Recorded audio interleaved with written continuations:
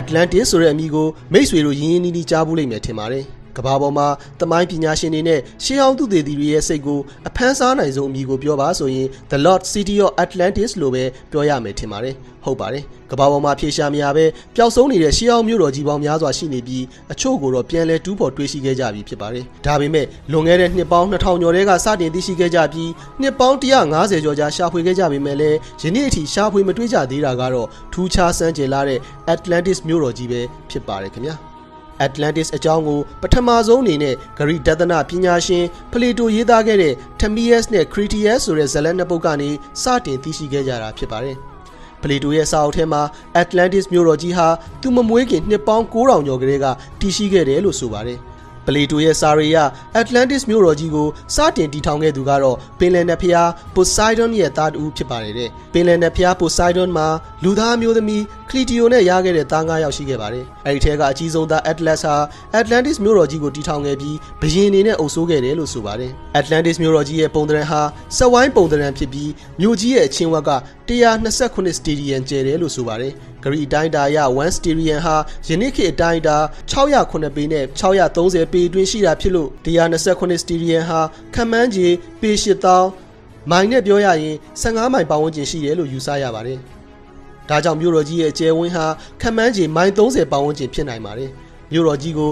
ရေကျုံး3တန်းနဲ့ကာရန်ထားပြီးကြီးမားတဲ့တရားရှိကြီးတွေနဲ့လည်းဆက်သွယ်ထားပါတယ်တဲ့။စက်ဝိုင်းပုံသဏ္ဍာန်ရေကျုံးများအတွင်းမှာတော့လှေသင်းမောများနဲ့သွာလာကြပြီးအလုံးကိုစီကားကြီးကျယ်လှတယ်လို့ဆိုပါတယ်။မြို့တော်ကြီးရဲ့လဲဘဟုမှာတော့ပင်လယ်နက်ဖျား Poseidon ရဲ့ဖျားကျောင်းကြီးရှိနေပါတယ်။ Poseidon ဖျားကျောင်းအတွင်းမှာတော့ကြီးမားတဲ့တိုင်လုံးကြီးတစ်ခုရှိပြီးအဲဒီတိုင်လုံးကြီးပေါ်မှာရေးထားတဲ့ဥပဒေတွေကို Atlantis မြို့သားတွေကလိုက်နာကြရတယ်လို့ဆိုပါတယ်။အဲဒီဥပဒေတွေကိုပြဋ္ဌာန်းခဲ့သူကတော့ Poseidon နတ်ဖျားပဲဖြစ်ပါတယ်။အဲဒီချိန်က Atlantis မြို့တော်ကြီးဟာကမ္ဘာပေါ်မှာနည်းပညာအမြင့်ဆုံးနဲ့အခမ်းအနားကြီးကျယ်ဆုံးမြို့တော်ကြီးဖြစ်ခဲ့ပြီးအလွန်ကိုအင်အားတောင့်တင်းတဲ့ရေတပ်ကြီးကိုလည်းပိုင်ဆိုင်ခဲ့ပါတယ်။အလွန်အစွမ်းထက်လာတဲ့တပ်ထုတွေကိုသုံးလုံးတဲ့တပ်ပညာနဲ့အစွမ်းထက်လာတဲ့လက်နက်တွေကိုဖန်တီးနိုင်ခဲ့ကြတာကြောင့် Atlantis သားတွေဟာနတ်ဖျားတွေနီးပါးစွမ်းထက်ခဲ့ကြတယ်လို့ဆိုပါတယ်။ Atlantis သားတွေဟာမြေထဲပင်လယ်ဒေသ Egypt နဲ့အာဖရိကဒေသတွေကိုပါနေချဲခဲ့ကြပါတယ်။ဒါပေမဲ့ဂရိနိုင်ငံအေသင်မြို့ကိုတိုက်ခိုက်ခဲ့တဲ့အခါမှာတော့ Atlantis သားတွေရှုံးနိမ့်ခဲ့ရတယ်လို့ပလေတိုရဲ့စာအုပ်အရသိရပါတယ်။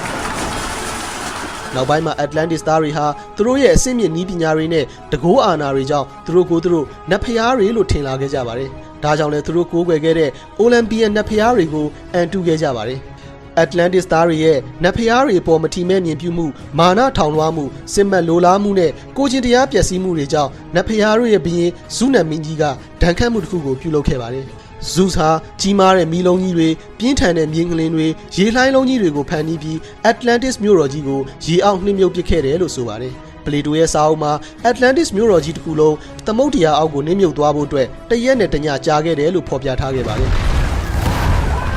အခုကျွန်တော်ပြောပြပေးခဲ့တာကတော့ဂရိစာဆိုဒသနပညာရှင်ကြီးပလေတိုဖော်ပြခဲ့တဲ့ Atlantis မြို့တော်ကြီးရဲ့အကြောင်းပဲဖြစ်ပါတယ်။ဒါပေမဲ့ဒီနေရာမှာအငင်းပွားစရာတစ်ခုရှိတာကဒီ Atlantis မြို့တော်ကြီးရဲ့အကြောင်းကိုပလေတိုရဲ့စာအုပ်ထဲကလွဲရင်ဘယ်သမိုင်းမှတ်တမ်းမှရှာမတွေ့ခဲ့တာပဲဖြစ်ပါတယ်။ဒါကြောင့်လဲသမိုင်းပညာရှင်တွေက Atlantis မြို့တော်ကြီးဟာပလေတိုရဲ့စိတ်ကူးရင်ဇာတ်လမ်းတွေကမြို့တော်ကြီးသာဖြစ်လိမ့်မယ်လို့ယူဆထားကြတာပဲဖြစ်ပါတယ်။သမိုင်းပညာရှင်တွေရဲ့အဆိုအရ Atlantis မြို့တော်ကြီးဟာတကယ်သာတည်ရှိခဲ့ပြီးတကယ်ကိုဖွံ့ဖြိုးတိုးတက်ခဲ့မယ်ဆိုရင်ပလေတိုရဲ့အရေးသားမဟုတ်တဲ့အခြား Greek mythology တွေထဲမှာလည်းတစုံတစလောက်တော့ပါသင့်ပါတယ်တဲ့။ဒါပေမဲ့ပလေတိုရဲ့စာအုပ်ထဲကလွဲရင်ဘယ်တန်နာကြီးဘယ်ရှေးအောင်သမိုင်းကြောင်းမှမပါတာဟာဘာကြောင့်များပါလိမ့်ယနေ့ခေတ်မှာလူတော်များများက Atlantis မြို့တော်ကြီးတကယ်တည်ရှိခဲ့တယ်လို့ယုံကြည်ထားကြပေမဲ့လည်းအချို့သမိုင်းပညာရှင်တွေနဲ့ Greek mythology ကိုနှက်ဆက်သူတွေကတော့ Atlantis ရွှေမြို့တော်ကြီးဆိုတာဟာယုံနှဲပုံမြင်တစ်ခုသာဖြစ်လိမ့်မယ်လို့ယူဆထားကြပါတယ်ဒါဆိုရင်တကယ်ပဲ Atlantis မြို့တော်ကြီးဟာစိတ်ကူးရင်ဇလန်းတစ်ပုဒ်လား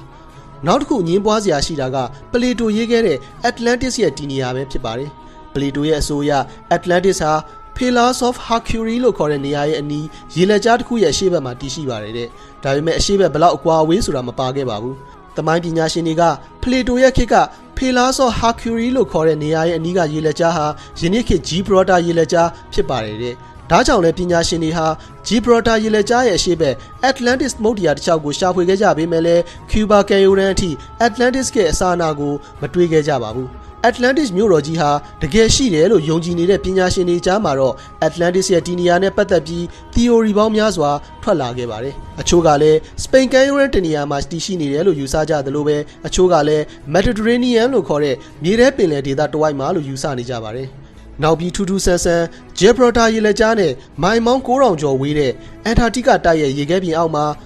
Atlantis မြို့တော်ကြီးရှိနေတယ်လို့ယူဆနေသူတွေတောင်ရှိကြပါတယ်။1968ခုနှစ်မှာတော့ Atlantis မြို့ဟောင်းကြီးရဲ့လမ်းမကြီးတစ်ခုလို့ယူဆရတဲ့ကြောက်ခင်းလမ်းကြီးတစ်ခုကိုဘဟားမားဒေသဘီမနီကျွန်းအနီးရေအောက်မှာရှာဖွေတွေ့ရှိခဲ့ကြပါတယ်။ကြောက်ခင်းလမ်းကြီးနဲ့အတူ Atlantis မြို့တော်ကြီးရဲ့အကျွင်းကျန်လို့ယူဆရတဲ့အရာအချို့ကိုလည်းတွေ့ခဲ့ကြရပါသေးတယ်။ဒါပေမဲ့နောက်ပိုင်းမှာတော့သမိုင်းထောက်ထားတွေအရအဲ့ဒီကြောက်ခင်းလမ်းကြီးဟာ1422ခုနှစ်ကဘီမနီကျွန်းကမ်းခြေမှာတရုတ်ကုန်သွယ်လေတွေအတွက်တိစောက်ခဲ့တဲ့သင်္ဘောချင်းရဲ့ကြမ်းခင်းတွေဆိုတဲ့ဖော်ထုတ်ချက်ကြောင့် Atlantis မြို့ဟောင်းဖြစ်နိုင်တယ်ဆိုတဲ့အယူဆဟာမေးမိန်သွားခဲ့ရပါတယ်။1918ခုနှစ်မှာတော့ Katie Frogs နဲ့ E.S. Bloch ဆိုသူပညာရှင်2ယောက်က Greek နိုင်ငံ Santorini ကျွန်းကြီးဟာပျောက်ဆုံးနေတဲ့ Atlantis မြို့တော်ကြီးရဲ့အစိပ်ပိုင်းဖြစ်နိုင်တယ်ဆိုတဲ့အဆိုကိုတင်ပြခဲ့ပါတယ်။ရှေးဟောင်းသူဒေသနာနဲ့သမိုင်းမှတ်တမ်းတွေအရလွန်ခဲ့တဲ့နှစ်ပေါင်း3600လောက်ကပြင်းထန်တဲ့မြင်းကလေးနဲ့မီးတောင်ပေါက်ကွဲမှုတွေကြောင့် Santorini ကျွန်းကြီးတစ်ခုလုံးဟာပျက်စီးခဲ့ရပြီးရှေးဟောင်းလူမျိုးစုတစ်ခုဖြစ်တဲ့ Minoan Empire ကြီးဟာလည်းပျက်သုဉ်းခဲ့ရပါတယ်။နောက်ပြီး Greek ကျွန်းဆွယ်ဟာ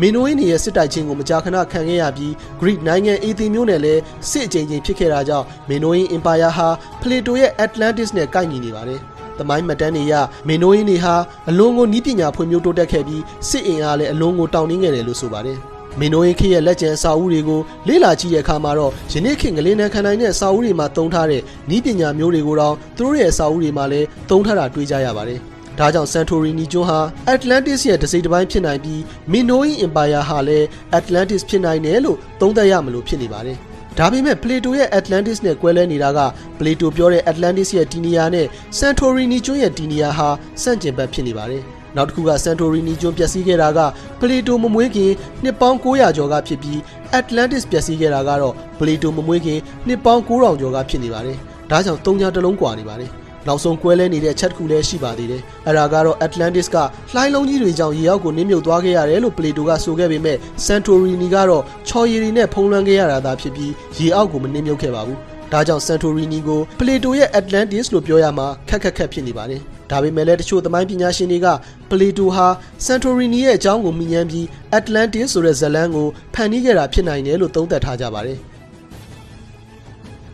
Santorini ပြင် Atlantis လို့ထင်ကြေးပေးပြီးပညာရှင်တွေလေ့လာခဲ့တဲ့ကမ္ဘာကျော်နေရာတစ်ခုလည်းရှိပါသေးတယ်။အဲဒီနေရာကတော့ Iron of Sahara သို့မဟုတ် Richest Stretcher လို့ခေါ်တဲ့နေရာပဲဖြစ်ပါတယ်။အဲဒီနေရာကလည်းမြင်မျက်နှာတွင်မြင်ရ Plato ရဲ့ Atlantis လို့ယူဆနိုင်ွယ်ရှိနေပါတယ်။အဲဒီနေရာကိုအာကာသကနေရိုက်ထားတဲ့ဓာတ်ပုံတွေအရ Plato ဖော်ပြခဲ့တဲ့ Atlantis ရဲ့ပုံသဏ္ဍာန်နဲ့အတော်ကြီးကိုတူနေပါတယ်။ Richest Stretcher ရဲ့ပုံသဏ္ဍာန်ကလည်းအဝိုင်းအကွင်းပုံသဏ္ဍာန်ဖြစ်ပြီးအချင်းကလည်း32မိုင်ပတ်လည်ရှိတာဖြစ်တဲ့အတွက် Plato ရဲ့ Atlantis နဲ့အကျယ်ဝန်းချင်းမှာတူနေပါတယ်။နောက်ပြီးဆာဟာရာသဲကန္နာယာအတွင်းမှာတွေ့ခဲ့ရတဲ့ရေနေသရဝါရုပ်ကျွင်းတွေအရဆာဟာရာသဲကန္နာယာကြီးဟာတစ်ချိန်ကသမုဒ္ဒရာကျမ်းပြင်ဖြစ်ခဲ့တယ်လို့ပညာရှင်တွေကဆိုပါတယ်။နောက်တစ်ခုရှိတာကအဆိုပါဆာဟာရာရဲ့မျက်လုံးနေရာဟာ Gibraltar ရေလက်ကြားနဲ့1769ကီလိုမီတာသာဝေးတာပဲဖြစ်ပါတယ်။ဒီအကြောင်းတွေကြောင့် Atlantis ရှာပုံတော်မုတ်ဆိုးတွေအတွက် Iron of Sahara ဟာမျှော်လင့်ချက်တစ်ခုလိုဖြစ်လာခဲ့ပါတယ်။ဒါပေမဲ့လည်းတေချာသူတေသနာလုပ်ကြည့်တဲ့အခါမှာတော့စိတ်ပျက်စရာအဖြေကိုသာရခဲ့ပါတယ်။အဲ့ဒါကတော့ Iron of Sahara ဟာ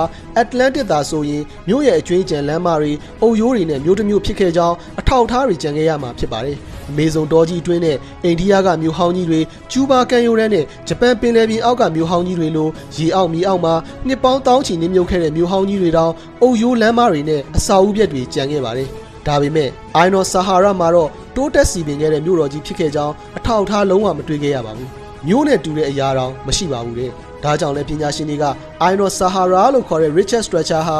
Atlantis မြို့တော်ကြီးလုံးဝမဖြစ်နိုင်ဘူးလို့ကောက်ချက်ချခဲ့ကြပါတယ်။ဒီချင်းရာရီယာ Atlantis မြို့ဟောင်းကြီးကိုနှစ်ပေါင်း100ကျော်လောက်ပညာရှင်တွေရှာဖွေခဲ့ကြပေမဲ့လည်းဒီမြို့ကြီးတကယ်တည်ရှိခဲ့ကြောင်းလောက်လာထောက်ထားတွေကိုဘယ်သူမှမတွေ့ခဲ့ကြပါဘူး။ယနေ့ထိရှာဖွေမတွေ့ကြသေးပေမဲ့လည်းနောက်တစ်ချိန်မှာ Atlantis မြို့တော်ကြီးကိုရှာဖွေတွေ့ရှိနိုင်တယ်လို့ယုံကြည်နေသူတွေလည်းရှိပါတယ်။ဒီလိုသာတကယ်ရှာဖွေတွေ့ရှိခဲ့မယ်ဆိုရင်ဒါဟာလူသားသမိုင်းမှာအကြီးမားဆုံးရှာဖွေတွေ့ရှိမှုကြီးတောင်ဖြစ်သွားနိုင်ပါတယ်ခင်ဗျာ။ ဒါပေမဲ့လည်း Atlantis မြို့တော်ကြီးအကြောင်းဟာ Plato ရဲ့ Timaeus နဲ့ Critias ဆိုတဲ့စာအုပ်နှုတ်ကလွဲရင်ဘာသမိုင်းထောက်ထားမှမရှိတာကြောင့်စူဇန်ရှာဖွေသူပညာရှင်များအတွက်လမ်းစပျောက်ဆုံးနေတာကတော့အမှန်ပဲဖြစ်ပါတော့တယ်ခင်ဗျာ